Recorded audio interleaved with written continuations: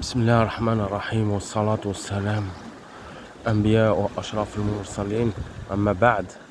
Bon, petite présentation façon prédicateur de la mer. Salam alaikum les frères, Afariqa al-Maghariba, l'Ashah, les vrais, les authentiques. Donc voilà, troisième vidéo concernant les Maghrébins. On continue la suite. Mais là, petite spécificité, c'est qu'on va parler justement des Maghrébins dans les hadiths Nabawi al-Sharif. Donc, voilà, donc on avait commencé par une petite introduction historique, géographique, économique, un peu une conversation, un dialogue sans fil conducteur, enfin, comme qui a pour sujet, pour thématique les Maghrébins, en Europe, en France plus exactement. Et donc là on continue pour justement pour couper la chic, mettre du ceux qui, tu vois, qui parlent, qui veulent dissocier entre justement les Berbères, les Arabes, l'islam et leur contribution à l'islam, qui essayent qui essayent de dissocier justement pour ils veulent fragmenter le corpus maghrébin. Bon, j'emploie un peu des mots universitaires. Le corpus maghrébin pour mieux l'attaquer, le mieux l'affaiblir. Donc non, non, non, non. Les Arabes, justement, donc quand on parle des hadiths cités par le prophète et des akhbar et d'autres plus authentiques, on va pas faire un cours sur le ilm al-rijal, jarh wa ta'dil, affaibli, da'if, sahih, mursal, marfou, ainsi de suite. On va pas faire dans la terminologie du hadith, mais ce qui est connu. Dès que vous tapez la moindre recherche, c'est ce qui est sorti. Et même si si la chaîne de transmission n'est pas authentique, dans le sens et dans le recul historique, c'est vrai. Donc le déroulement de l'histoire atteste que c'est vrai. Donc, Rabbi Allahu A'lam. Donc voilà, donc premier hadith, je vais pas vous le lire, enfin je le connais pas de tête comme ça. Il est assez long. C'est pas vraiment un hadith, c'est rapporté d'après Aïcha, où des Arabes auraient assisté à une scène où il y aurait justement une délégation berbère qui était venue voir le prophète, dont le prophète a longtemps observé un des individus et il pensait que cet homme-là était effrayé. Donc je vous le résume, hein, était effrayé. Donc il est revenu le lendemain, il a recroisé le prophète, il lui a dit qu'est-ce qui s'est passé? Il dit j'ai passé une mauvaise nuit. Il a dit ah bon, pourquoi il a dit au prophète, tu m'as fixé longuement hier, j'ai cru qu'un verset allait descendre sur moi pour m'incriminer ou dénoncer quelque chose venant de Dieu. Il a dit non, non, non, au contraire, je t'ai regardé, c'est justement qu'il pensait une nubuwa, une prophétie. Donc il a prophétisé sur les Maghrébins, il a dit que moi je vous le dis avec mes mots là, unshidukum taqwa khashiyatillah wal amazir, et les berbères, je vous enjoins la crainte de Dieu et les berbères. Donc voilà, et en fait et donc après la scène elle s'est répétée avec Omar qui a demandé qui est cet individu. Ils lui ont dit il fait partie des berbères, donc il a fait il a questionné, vous savez, les Arabes avant,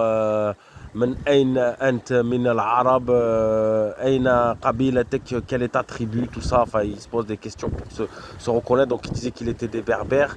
Et il s'est rappelé justement les paroles du prophète je vous enjoins la crainte de Dieu et les Berbères. Car grâce à eux, Allah ouvrira une porte au Maghreb. Ils défendront la religion lorsqu'elle sera attaquée. Ils la revivifieront, et ainsi de suite. En fait, c'est un hadith plutôt élogieux. Franchement, voilà. Comme de nombreux hadiths où le prophète sallam, a parlé de contrées comme le Shem, le Hadramaut, le Yémen, le Nejd, le Khorasan, ainsi de suite. Et il y a beaucoup d'endroits comme ça qui ont été cités par le prophète sallam, notamment aussi Misr, comme étant le Kinana, le Carquois, le réservoir des savants et des guerriers. Voilà, donc c'est un de nos mérites. Donc il y en avait d'autres, j'en ai cherché un aussi sur l'eschatologie, enfin sur la Akhiruz Zaman, la fin des temps. J'ai pas réussi à le retrouver, mais quand je traiterai plus en détail dès que je l'aurai retrouvé ce hadith, et on fera une vidéo là-dessus, Inch'Allah. Ben, justement parce que ça concerne pourquoi le Maghreb. Pourquoi le Maghreb? Pourquoi le Maghreb? Vous savez, quand on va dire le nouvel ordre mondial se fixe sur une région, un endroit du monde, vous savez, la Terre, elle est grande, hein, ils ne vont pas en Sibérie, ils ne vont pas dans le Danube, ils ne vont pas en Scandinavie. Ils cherchent quoi? C'est le croissant fertile, c'est le Moyen-Orient, c'est le Maghreb, voilà. C'est toutes les contrées historiquement musulmanes. Donc, c'est pas pour rien. Donc voilà, on ne fait pas les complotistes à deux balles, mais c'est pas pour rien. Je vais vous citer aussi un autre hadith celui-là plus intéressant, du moins plus authentique. Il est fait Sahih Muslim, donc il est rapporté par Sa'd ibn Abi Waqqas, parmi les Ashara Mubashirin bil Jannah, il fait partie des 10 promis au paradis, Inch'Allah. De mémoire, il dit la vérité est encore la yazal al-haq عند أهل المغرب.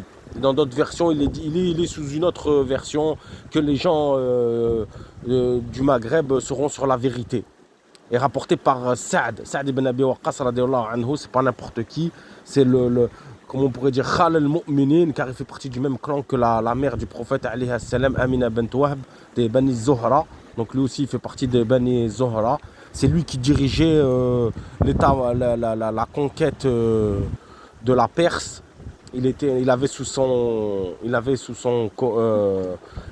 commandement Khalid ibn al-Walid radiallahu anhu, dans la bataille de Qadisiyya et toutes le Ma'araket fait le force dans la destruction de l'empire sassanide.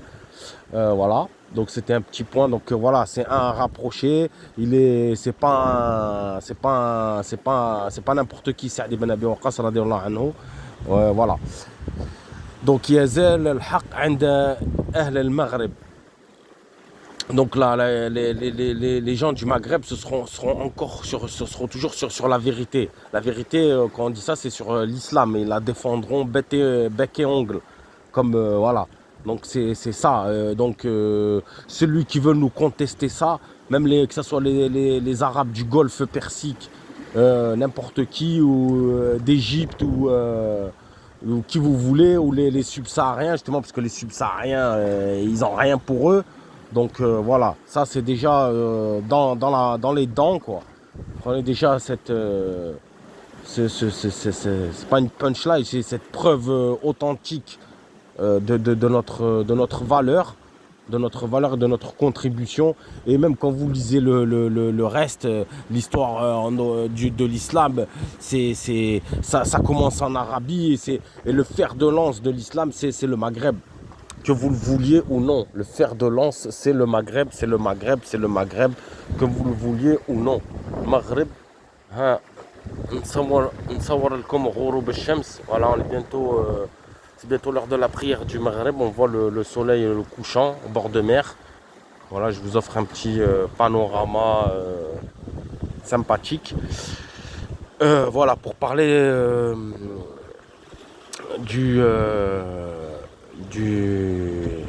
voilà, des Maghrébins.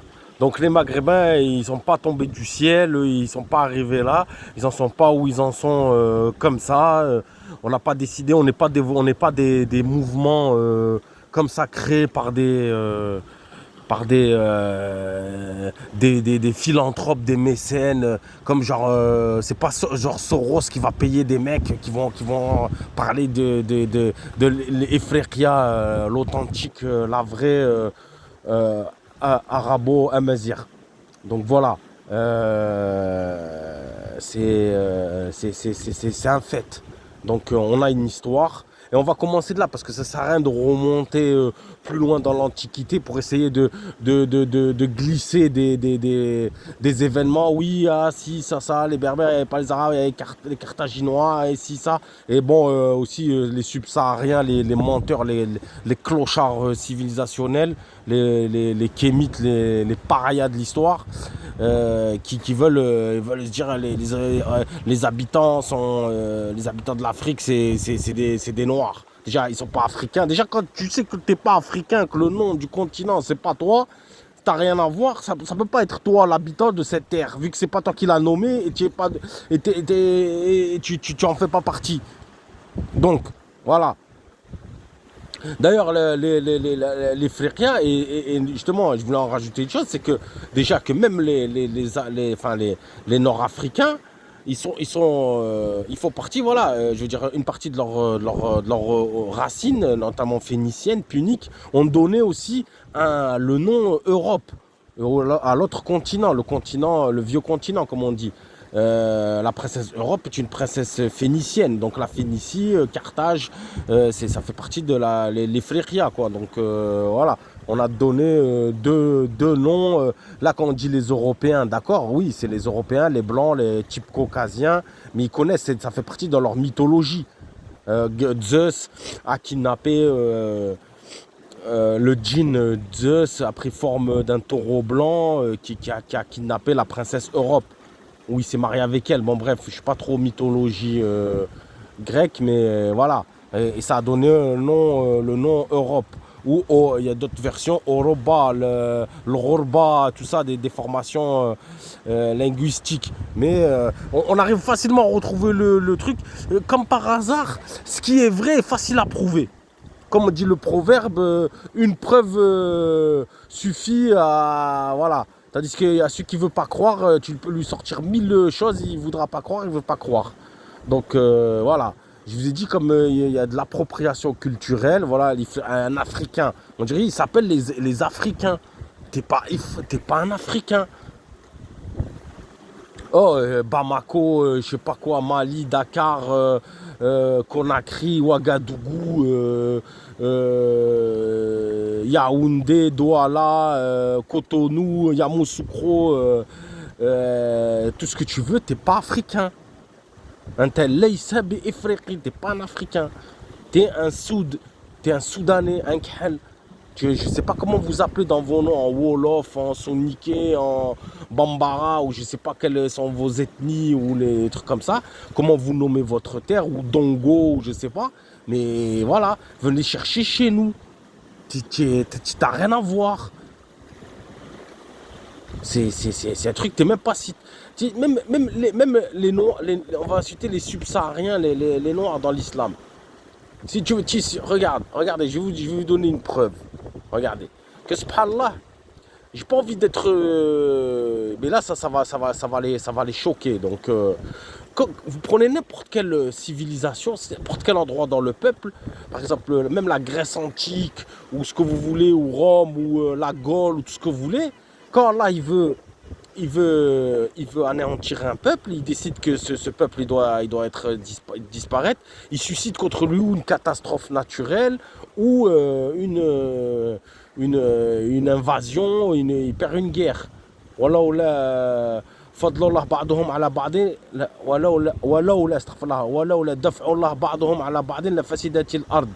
Voilà, et si c'est Allah ne repoussait pas les peuples les uns par les autres, la terre serait corrompue. Donc, comment dire, le fait historique des Ahbesh, justement, des subsahariens, des Noirs éthiopiens, qui ont eu un sursaut guerrier. En fait, même pas, c'est que, je vous explique, c'est que il y avait un Quraishi, enfin un de la tribu de Kinana. Donc Kinana, c'est l'ensemble, c'est les tribus du Hijaz qui avait Akramakumullah, il avait fait un sacrilège, il avait profané une église en faisant ses besoins. Bon, ça, pas besoin de vous le truc. Donc ça s'est su. Enfin, ça c'est l'histoire qui se lit. Donc les chrétiens de Sanaa, du Yémen, les chrétiens de Najran, parce qu'il y avait une communauté dans le sud de l'Arabie, de chrétiens, au Basileus. Non, c'était pas le Basileus, c'était à l'empereur Corsoès, non, Héraclius. C'était Héraclius I ou je sais plus lequel. Mohim, c'était un empereur byzantin. Donc ils lui ont expliqué l'affaire. Il a dit qu'il fallait punir cet affront, voilà, qu'il fallait à titre de représailles, fallait détruire Mecca, quoi, comme parce que Kinana sont la tribu qui réside à Mecca. Donc lui il a dit attention, ça fait trop loin, donc du parti de Syrie. Bon, les Syrie à Mecca, ça n'est pas si loin que ça, hein, parce que quand vous prenez la sourate Quraysh, les ilaf Quraysh l'avim rihlat ash-shita et wasif, rihlat ash-shita et wasif, ça veut dire l'hiver en Syrie et l'été au Yémen, ou l'inverse. Donc c'était une route empruntée des caravaniers. Bon, certes elle était longue, mais envoyer une expédition, en plus surtout qu'il y avait, y avait leurs vassaux en Syrie, le Rassa, Sina, les rois yéménites christianisés, les vassaux des Byzantins, donc ils pouvaient facilement intervenir. La route était... Donc ils ont dit, non, mais vas-y, envoie les Abyssins, l'Ahbash.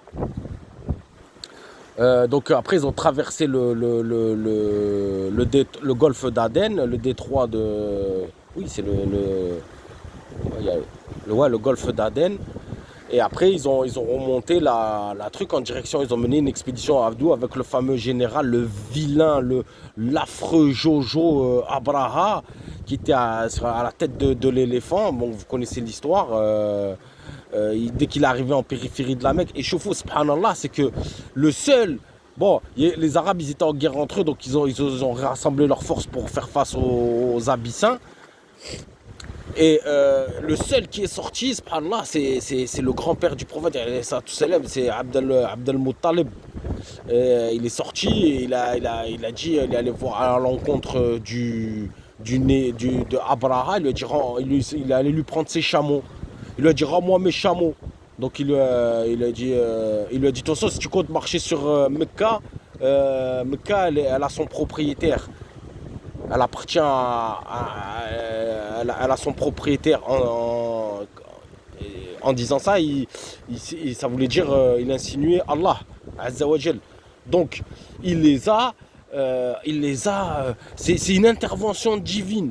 Tellement que eux, le seul sursaut conquérant qu'ils ont eu, Allah il s'en est mêlé direct, il les a anéantis, il leur a jamais laissé prendre l'assaut sur un autre peuple que eux-mêmes. Donc tout ça est dans Surat al-Fil. Alam tara kayfa fa'ala rabbuka bi ashab al-fil. Alam yaj'al kaydahum fi tadlil. وأرسل عليهم طيرا أبابيل ترميهم بحجارة من سجيل فجعلهم كعصف مأكول. Tu vois, j'espère que je ne me suis pas trompé. Voilà, donc ils ont été massacrés sur place. Et c'est pas il reste des survivants ou quoi, c'est comme de la paille broyée. Ça veut dire c'est comme si elle était jamais venue cette armée. Donc ça veut dire que Allah est tellement, voilà, je veux dire qu'ils n'ont pas de considération, il les a eux-mêmes éradiqués. Si je vous donne un autre type d'exemple, je veux dire, quand le califat abbasside était corrompu, Allah il a laissé se déchaîner les hordes Oulagou, les héritiers de Gengis Khan qui ont ravagé Bagdad. Ils ont fait bouffer le trésor au dernier sultan abbasside. Ils ont fait des dégâts. Ça a été de toute façon, les Mongols, ils sont cruels, ils sont sans pitié, ils piétinent tout. Ils ont détruit, on a perdu énormément de sciences, de ilm, les bouquins, tellement que c'est sauvage là. Ils ont tout jeté. Ils ont dit, d'après les chroniqueurs, l'Euphrate était noir de l'encre des livres qu'ils ont jetés. C'est sauvage, c'est des Mongols. Les Mongols, de toute façon, c'est resté aujourd'hui un Mongol, un Mongolien, un Hamar, quoi, un abruti. Donc voilà, il les a laissés jusqu'à ce qu'il a suscité par une autre prophétie, subhanallah, l'Égypte, où le prophète il a dit alayhi salatu salam, Osikum ala Misr. يخرج فيها هي الكنانة, tu vois, on l'appelle bled الكنانة, le carquois, c'est là où l'archer il planque les flèches. Donc يخرج منها العلماء والأبطال. C'est Baybars qui a mené une guerre incroyable contre les Mongols, la fameuse bataille de Ain Jalut, qui est connue dans l'histoire. Voilà, la source de Goliath, pareil, on revient aux sources. Il y a toujours des endroits historiques. La source de Goliath, ça veut dire que le Shem, ça appartenait aux Palestiniens. Vous voyez, c'est resté. Voilà, c'est comme ça. Donc eux, ils veulent s'approprier, ils veulent s'incruster dans notre sphère. Développer. On vous a islamisé. Maintenant, علمناكم العربية, le Coran, tijara, même les vêtements. Moi, je parlais, wallah, c'est vrai, je vous raconte une histoire. Il y avait des afrocentristes à qui je travaillais. Ils me disaient, mais nous, moi, en fait, ils ont envie d'apostasier. En fait, lui, c'était un afrocentriste, il était musulman. Enfin, il était de confession musulmane. Donc il a dit, nous, et il prenait à témoin un autre. Donc lui, c'était en fait, c'était par ethnie. C'était un Dongo. Donc c'était un Malien ivoirien. Contre, avec l'autre, c'était un Malien mauritain, enfin, un Soniqué, ou je sais pas c'était quoi, Mohim, il croit, ceux de la Mauritanie, Mali. Bref. Déjà entre eux, bon, les tribus, les pays, eux aussi, ils sont recensés n'importe comment, quoi. Ils sont cartographiés, voilà, c'est la France, bon, elle a découpé le pays, voilà. Donc, et il le prenait à témoin vis-à-vis de moi. Il disait, mais regarde, dis-lui la vérité. Il lui disait, avant, on allait dans les champs, il y avait les femmes, elles étaient là, elles avaient les mamelles pendantes. Et là, ils sont arrivés, maintenant, il a dit, comment ça se fait, t'expliques ça, ils ont le niqab et tout ça. Sutra, tu vois, le vêtement. La base, c'est se couvrir les parties. Donc, eux, ils étaient là, ils lui disaient ça, l'autre, il disait, ouais. Et après, quand il me prenait là, il voulait faire son quart d'heure musulman. Parce que vous voyez, ils sont comme ça. Quand il était avec lui, il voulait m'attaquer. Mais il ne m'attaque pas, moi. Moi, je suis un rocher, moi. Moi, je suis Sahara, moi. Moi, j'ai des arguments, moi. Tu veux, on va sur tous les terrains intellectuels, même au pugilat, si tu veux. On se tape, Hein. Il n'y a pas de problème. Je suis entraîné, je suis cultivé, moi. Il n'y a pas de problème. Et il lui disait, ouais, et lui après il me dit, oui, moi, dans ma famille, c'est ouais, les trucs, il est mon Eden, mon Hafid Coran et tout ça, bon, bref. Je dis, ouais, mais après, quand tu vois que t'es avec lui, tu changes un peu. Il disait, oui, c'est vrai. Truc. Alors, et pourtant, ils n'étaient pas vieux, hein, c'était pas des mecs, ils avaient un siècle, hein. C'était là. Sauf que voilà, ils te disent voilà le Mali. Et moi je le disais pour le Nargué, je dis de toute façon le Nord Mali, tout ce qui est au-dessus de Bamako, la Zawad, c'est à nous, c'est les Berbères, c'est les Touaregs, ça nous appartient. Le Mali, je veux dire même votre gouvernement, il fait rien là-haut. Ses ordres, ils sont piétinés. Donc déjà, même le Nord Mali, donc déjà, et même le Sahara, ça a été une frontière. Déjà, d'entrée, ils arrivent, il y a le Sahara et il y a l'Atlas. Il y a le Haut Atlas, Atlas el-Kabir, et il y a l'Atlas Telli, Atlas Sahraoui, qui part de la frontière algérienne jusqu'à... Il traverse toute l'Algérie. Ce qu'on appelle tel des wilayas... des wilayas limitrophes entre le Bled el-Helfa, ce qu'on dit le Bled el-Helfa, la steppe, la zone semi-aride et le Sahara, le Ramla, quoi. Donc ça part de le Bayed, tout ça, là, ça remonte, ça va jusqu'à... Ça rejoint les Aurès, ça fait une bifurcation, ça va jusqu'en Tunisie. Atlas Telli ou Atlas Sahraoui, sinon comment il est inscrit dans les cartes. Pareil là, attention, ils n'auraient pas pu franchir. Et ils ne peuvent pas naviguer dans le désert. Ils savent pas, ils n'ont pas une connaissance de l'astronomie, des étoiles, tout ça. Toutes les étoiles quasiment, elles ont des noms arabes. Donc se guider, même eux, les chameaux, l'élevage de dromadaires, tout ça, eux, ils ne connaissent pas ça. Voilà, ils te disent, ils essayent, moi je regarde des chaînes où ils essayent de gratter, ils font un peu de la mixité, ils mettent des maghrébins, ils mettent des noirs, et tu dis l'autre il a réussi à chiffrer, soi-disant que leur Manza Moussa, des relations, ils te disent que la garde de Teshfin, Youssef Ben Teshfin, rahimahullah, c'était des noirs, alors que n'importe quoi, les Lamtouna, ça n'a jamais été des noirs, peut-être il y avait des noirs comme ça, comme esclaves, ou voilà, comment ça s'appelle là, les écuyers, là, les palefreniers, là, ceux qui chargent. Parce que oui, les Touaregs, comme ils esclavagisaient des Noirs.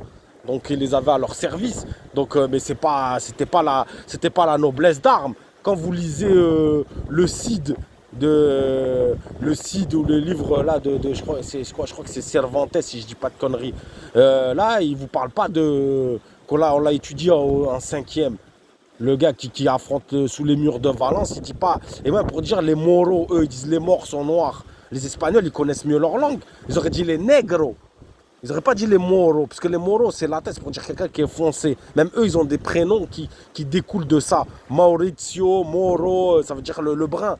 Ça veut pas dire le noir. Ils auraient dit, mais je sais pas moi, Pedro Alfonso Negro. Ou comme il a dit dans le film Collatéral avec. Le film avec Javier Bardem, Tom Cruise et comment il s'appelle là le petit là, le Jamie Foxx. Il lui dit tu connais Pedro el Negro. Donc un conte au Mexique, il lui parle du Père Noël. Pedro el Negro. Il lui a pas dit Pedro el Moro. Donc déjà, même linguistiquement, ils veulent gratter, ils veulent gratter. Je sais pas ce qu'ils ont, ils veulent nous bouffer, je sais pas, je sais pas. Je sais pas ce qu'ils ont, là ils se disent putain, comment ça se fait que cette petite parcelle du nord du continent, elle a fait des choses incroyables, merveilleuses, elle a subjugué les blancs qui sont aujourd'hui les maîtres de l'Occident, elle a apporté à la civilisation, ils nous ont dominés, esclavagisés. Et comment ça se fait? Et message aussi pour eux, ben, si vous, soi-disant que les Égyptiens c'était des Noirs, les bâtisseurs, tout ça, pourquoi quand une diaspora ou des gens qui maîtrisent une science, même s'ils sont persécutés et qui perdent leur territoire et qui arrivent à trouver refuge dans une terre, ils vont reconstruire les mêmes édifices dans dans le nouvel endroit qu'ils vont élire. Par exemple, vous prenez les Carthaginois, ben voilà, ils sont partis de Phénicie, ils ont bâti Carthage, l'actuel de Tunis. Et de Tunis, ils ont refait la nouvelle Cartagena, comme disent les Espagnols, en Espagne. Ils ont reproduit le même schéma. Donc, en admettant parce que je déteste le mensonge, mais en admettant qu'il y aurait des Noirs qui savaient faire les pyramides, qui savaient construire, ben pourquoi il y a une partie qui ne saurait pas amener leur savoir? Ah, comme par hasard, ils se sont fait tuer sur la route, ils se sont fait manger par des lions, des hyènes, des cannibales, ils les ont mangés, on a pu retrouver leurs traces. Comme par hasard, comme par hasard. Ah, et pour justifier qu'ils étaient chez nous, ils prennent des extraits de livres. Et ils disent Adi, je sais pas quoi, l'autre, l'ethnologue, le voyageur, l'écrivain écossais, Sir Conan Doyle, on a vu des noirs avec. Mais arrête de délirer, y a pas c'est les vestiges, je vous ai dit, les traces archéologiques. Il n'y a rien, ils n'ont aucune technique, aucune fabrique, aucun mode de construction. Ça se saurait. Regarde, quand Jacques Chirac, il a fait le musée du Quai Branly, les arts premiers. Voilà, ben, les trucs, il aime bien l'art africain, les masques, les fétiches, là, les totems, tout ça. Voilà, ça c'est eux. Voilà, ça c'est le maximum de leur civilisation, faire des masques, faire voilà, c'est tout. Voilà, et on n'a pas dit mais Tombouctou, la mosquée de Tombouctou, c'est qui? C'est les Saadines qui l'ont construit, c'est les Arabo-Berbères. C'est eux qui leur ont apporté la civilisation. En fait, ils sont venus parce que, comme ils ont entendu que Mansa Moussa, il y avait de l'or. Et c'est vrai, les contrées d'Afrique noire, il y a énormément d'or. Le sous-sol leur sous-sol est très aurifère. Mais lui, quand il est venu, il a fait soi-disant une crise économique où c'est le plus riche du monde. Qu'est-ce qu'on en sait que c'est le plus riche du monde? Il avait des registres, il y avait la banque de Dakar, il avait coffré. Il avait mis des lingots, il tapait, il frappait une monnaie, le dinar zoulou, le dinar kahlouche. Le dinar l'akhan, dinar l'aswad. Faut arrêter de délirer, hein, c'est des fous les gens. C'est là, ils se vendaient entre eux.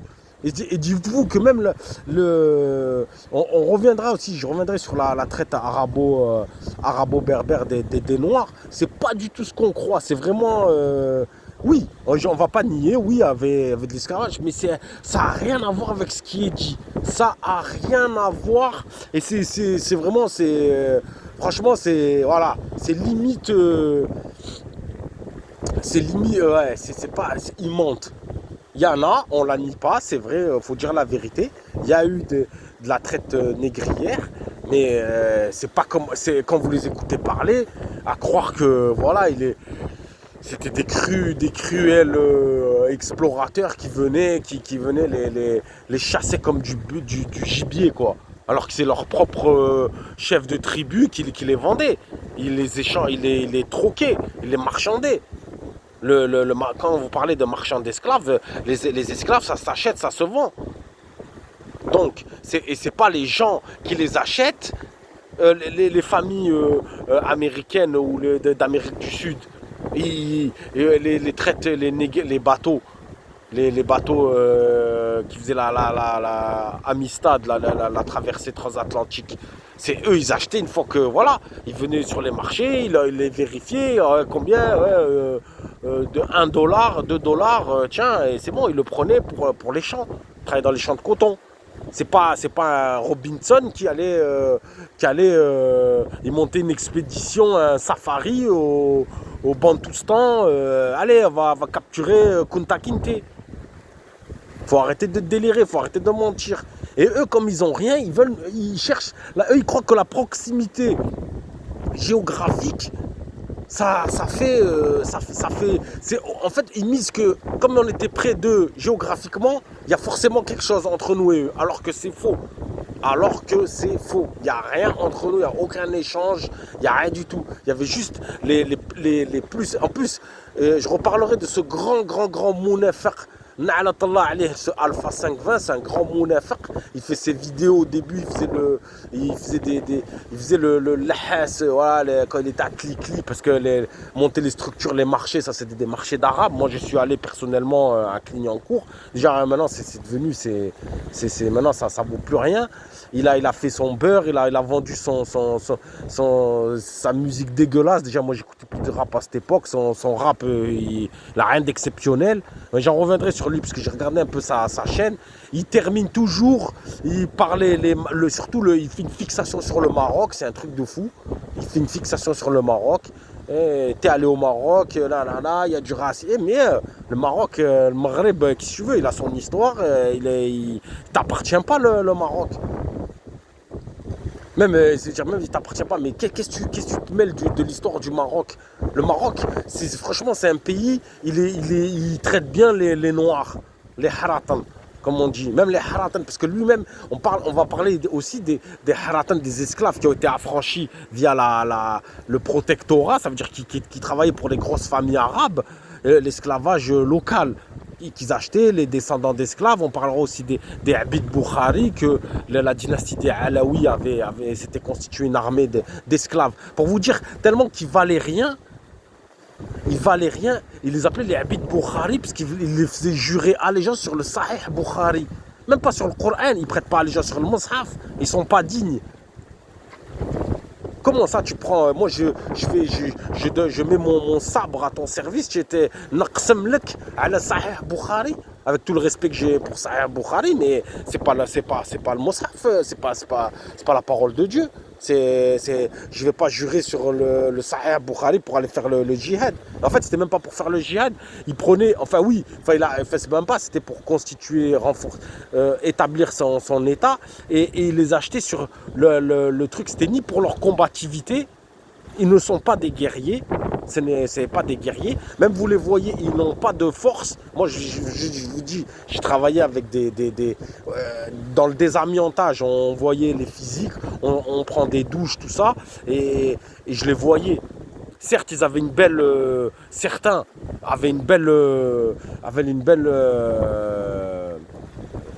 Avaient un beau physique, des musclés, tracés, mais le rapport puissance-rendement, ouais, zéro. Par Allah, je vous mens pas, et c'est même pas, franchement, même si je les aime pas, je dis la vérité. S'ils ont un fadl, je le dis. Ils courent vite, ils courent vite. Ils sont rapides, ils sont rapides. Ils courent vite, ils courent vite. C'est un fait. Les Noirs sont connus pour leur rapidité, leur sprint. Mais là, pour le travail, moi je me rappelle, je travaillais, on faisait du curage et tout ça, on démontait des ascenseurs. Je vous jure, il faisait 1m90. Il était costaud, il était bien bâti, il avait un beau, mais aucune force. Mou, pas de poigne, nonchalant, feignant, bah, il n'arrêtait pas de bâiller, toujours je suis fatigué, je suis fatigué. Ils sont là, frère.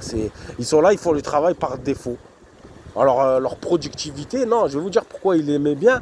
Parce que, comme ils disent, comme on disait, le khal, mais il redarche. Le noir, quand tu l'esclavagises, il trahit pas. Même Malcolm X le disait, le nègre de maison, quand le maître il est malade, nous sommes malades. Il est avec lui, il ne le trahira pas. Tandis que c'est pour ça qu'ils ne pouvaient pas, les Alaouites, ils ne pouvaient pas se prendre d'autres races. Ils se diraient, ouais, si je prends des Chleux ou des Arabes, je vais le tourner le dos et je vais les planter. Ils vont le planter, parce que ça se faisait beaucoup, ça, des assassinats, les guerres de succession, les trahisons. On ne va pas refaire les trucs, mais dans le Qsar, le Qsar ou le Khanjar, quoi, le palais, le poignard, quoi. C'est comme ça. Bon, c'est la politique, on ne va pas refaire le monde, mais. Et eux, les Blacks, ils trahissent pas. Il est fidèle, il est wafi. C'était ça qui lui valait sa valeur. Et c'était pas. Et d'ailleurs, l'Empire, les Alaouites, ils ont fait que des batailles locales. Hein, ils ont pas agrandi l'Empire. Ça n'a rien à voir avec les Al-Mourabédines ou les Al-Mohad ou les Saadiyin qui ont combattu vraiment des puissances comme les Saadiyin. Ils ont combattu les Portugais à la bataille des Trois Rois. Teshfin, il a battu les coalitions de rois castillans et tout ça en Andalous. Les Almohades ont stoppé les Arabes hilaliens. Ils ont combattu, ils ont eu des victoires en Andalousie. Ils ont envoyé les renforts pour les croisades.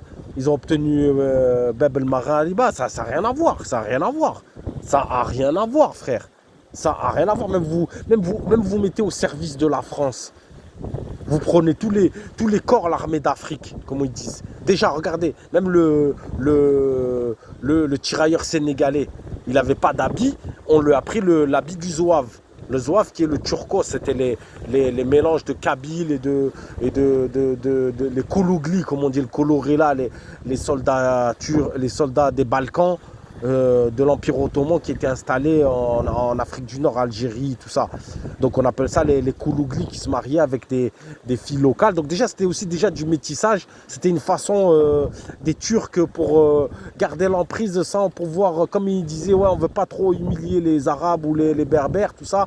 On va leur en foutre des Albanais, des Serbes, des Croates, des Crétois, des Chypriotes, des Bulgares, ce que vous voulez, des Corses, des Maltais, tout ce que vous voulez. On en reparlera de la régence, tout ça. Mais voilà, ils mettaient ça. Après, si vous comparez par rapport au Spaïs, ou au Tabour, ou au Goumier, tout ça, les grosses batailles, ça n'a rien à voir. Hein. Je ne veux pas leur manquer de respect. Bon, ils ont combattu pour la France, tout ça.